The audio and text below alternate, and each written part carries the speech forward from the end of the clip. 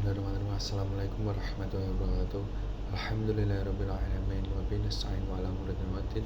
Wassalatu wassalamu ala asyrofil anbiya'i wal mursalin wa ala alihi wa sahbihi ajmain amma ba'd. Yang terhormat Bapak Fauzan Ahmad Fauzan MSI selaku dosen penggabung mata kuliah. Kali ini saya akan menjelaskan tentang kisah diat serta reformasi. Diat yang merupakan harta yang harus ditunaikan disebabkan tindak kejahatan dan diserahkan kepada pihak korban atau walinya. Dalam Kamus Besar Indonesia, diat berarti denda atau berupa uang atau barang yang harus dibayar karena melukai atau membunuh orang. Sedangkan menurut Zaid Sabiq, diat adalah sejumlah harta yang dibebankan kepada pelaku karena terjadinya tindak pidana atau pembunuhan, penganiayaan, dan diberikan kepada wali korban atau walinya. Dari pengertian tersebut, jelaslah diat merupakan hukuman yang bersifat harta yang diserahkan kepada korban apabila ia masih hidup atau kepada wali korban apabila ia sudah meninggal. Dapat disimpulkan bahwa diat ialah hukuman pengganti kisos, yaitu memaafkannya, pembayaran denda oleh pelaku kepada korban yang telah memaafkannya, sehingga pengertian terima kisos dan diat ialah suatu perbuatan yang dilarang oleh hukum syara yang kemudian perbuatan tersebut diberikan sanksi yang sama dengan tindakannya, dan jalur alternatif penyelesaiannya yaitu dengan membayar denda atau diat sebagai pengganti hukuman kisos. Dasar hukum berlakunya kisos dan diat yaitu disyarikan berdasarkan Al-Quran, As-Sunnah, dan Ijma'.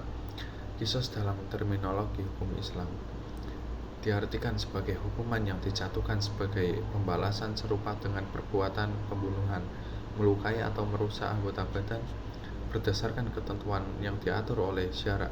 Ada beberapa syara' yang harus dilaksanakan hukuman kisos menurut ulama fikih, yaitu: 1. Adanya kepastian pelaku kejahatan. 2. Keterbatasan hukum pada pelaku kejahatan. 3. Pelaku pembunuhan sudah mualaf. 4. Pelaku pembunuhan bukan orang tua korban. Korban harus seorang yang maksum.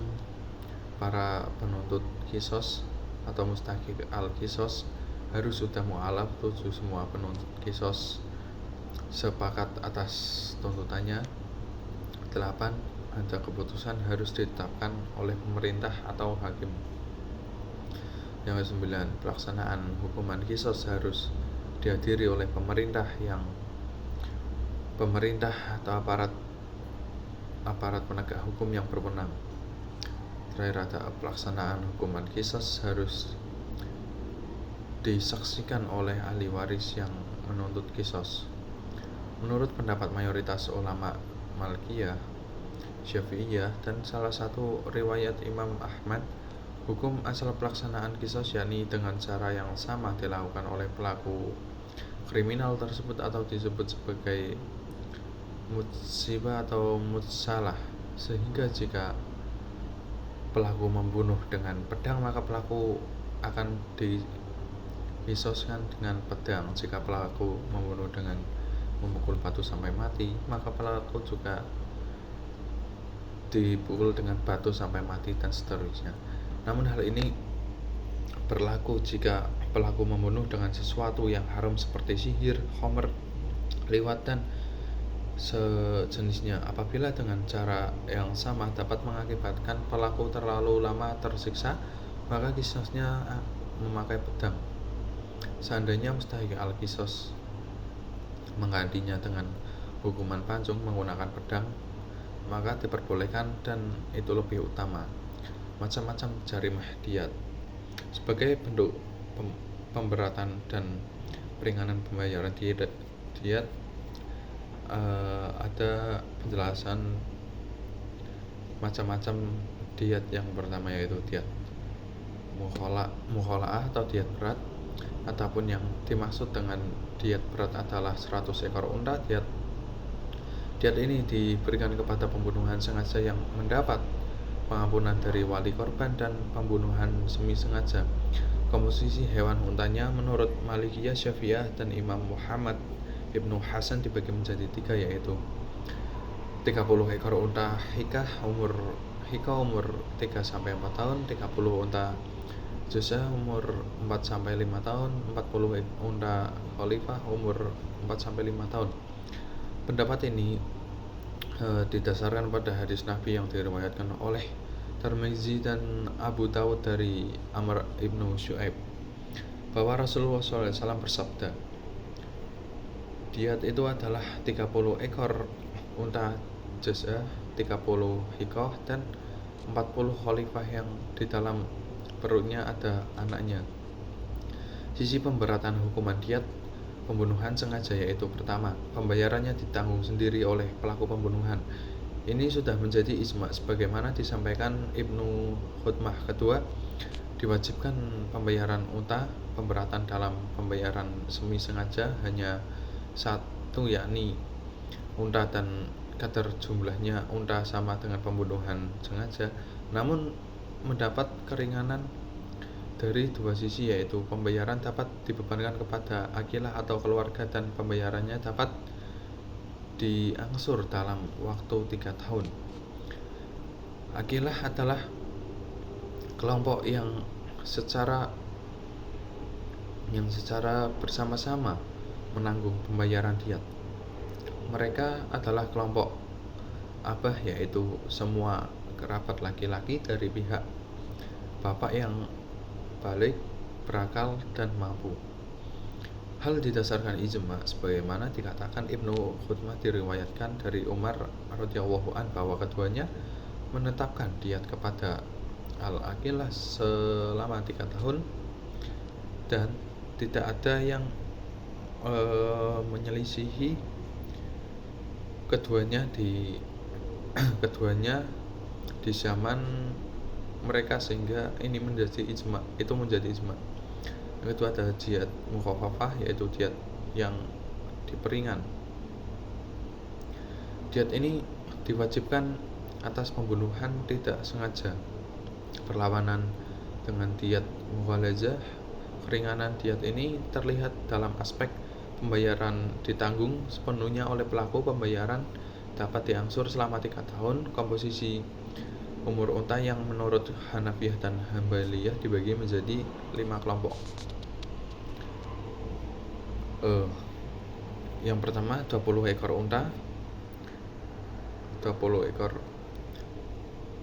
unta berumur 1-2 tahun. Kedua ada 20 ekor unta jantan umur 1-2 tahun. Yang ketiga ada 20 ekor unta bintu labun, unta betina, unta umur 2-3 tahun. Yang keempat ada 20 ekor unta hikoh, yaitu umurnya 3-4 tahun.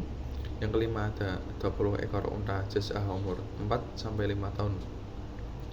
Adapun menurut Malikiyah Syafi'iyah, untuk unta Ibnu Mughaz diganti Ibnu Labun, unta jantan umur 2-3 tahun. Jika diperhatikan uraian di atas, maka nampaklah bahwa pengampunan pemaafan yang diberi oleh wali korban kepada si pelaku sangat besar pengaruhnya, karena dapat menghapus dan menggugurkan hukuman qisas yang telah ditetapkan. Reformasi dan positifikasi hukum Islam di Indonesia adalah dua konsep yang terkait erat dalam upaya penyesuaian dan penerapan hukum instan dalam konteks masyarakat modern Indonesia. Reformasi hukum Islam di Indonesia bertujuan untuk memperbarui dan menyesuaikan hukum Islam dengan kebutuhan realitas masyarakat modern. Reformasi ini melibatkan reinterpretasi dan rekontekstualisasi hukum Islam untuk membuatnya lebih relevan dan efektif dalam menjawab tantangan zaman. Beberapa aspek reformasi hukum Islam di Indonesia meliputi reinterpretasi teks-teks hukum Islam, melakukan penafsiran ulang terhadap teks-teks hukum Islam untuk memahami makna dan aplikasinya dalam konteks modern, menyesuaikan dengan nilai-nilai modern, menginterpretasikan nilai-nilai modern seperti demokrasi, hak asasi manusia, dan kesetaraan gender ke dalam hukum Islam. Penerapan hukum Islam yang lebih kontekstual mengambil kira konteks sosial, budaya, dan ekonomi masyarakat Indonesia dalam penerapan hukum Islam. Ada pasitifikasi hukum Islam. Pasitifikasi hukum Islam di Indonesia merujuk pada proses penginterpretasian hukum Islam ke dalam sistem hukum positif negara. Pasitifikasi ini bertujuan untuk membuat hukum Islam lebih formal dan terstruktur dalam kerangka hukum negara. Beberapa aspek pasifikasi hukum Islam di Indonesia meliputi penegakan hukum Islam oleh negara. Negara mengakui dan menginterpretasikan hukum Islam ke dalam sistem hukum positif. Pembentukan lembaga-lembaga hukum Islam. Pembentukan lembaga-lembaga seperti Mahkamah Syariah dan Dewan Syariah Nasional untuk mengatur dan menerapkan hukum Islam. Pengaturan hukum Islam dalam peraturan perundang-undangan. Mengatur hukum Islam dalam peraturan perundang-undangan negara seperti Undang-Undang Perwakilan dan Undang-Undang Perbankan Syariah. Dalam praktiknya, reformasi dan pasifikasi hukum Islam di Indonesia memiliki tantangan dan kalangan konservatif, sementara peluang meliputi peningkatan kesadaran dan partisipasi masyarakat dalam penerapan hukum Islam yang lebih konstitusi dan efektif. Oke, cukup sekian dari saya. Terima kasih. Semoga bermanfaat. Wassalamualaikum warahmatullahi wabarakatuh.